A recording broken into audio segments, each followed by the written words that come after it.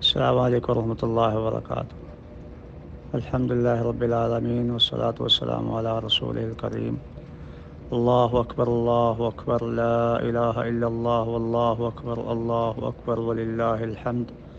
اللہ اکبر لا الہ الا اللہ واللہ اکبر وللہ الحمد۔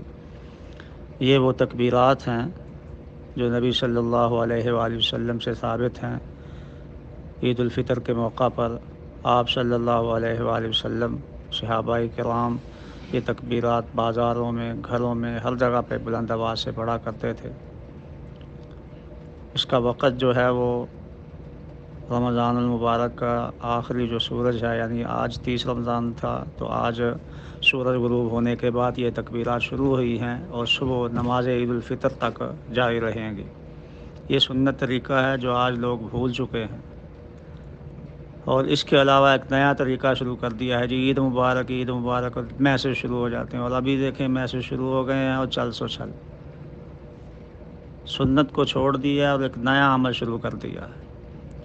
اور یہاں پر ایک اور چیز آپ کے گوش گزار کرنا چاہتا ہوں کہ کچھ لوگ ان تکبیرات میں درود پاک کا اضافہ کر دیتے ہیں۔ نبی صلی اللہ علیہ وسلم پر درود پڑھنا ضروری ہے، واجب ہے، فرض ہے، اور بہت بڑا اجر و ثواب کا باعث ہے، فضیلت والا عمل ہے، لیکن اس کو ان تکبیرات کے شامل کر دینا یہ ایک بدعت ہے۔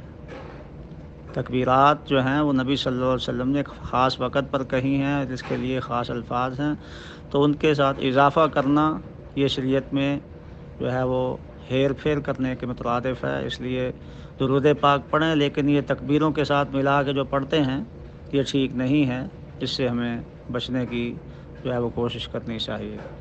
تو کوشش کریں تکبیرات ابھی سے شروع کر دیں۔ اللہ اکبر لا الہ الا اللہ واللہ اکبر وللہ الحمد۔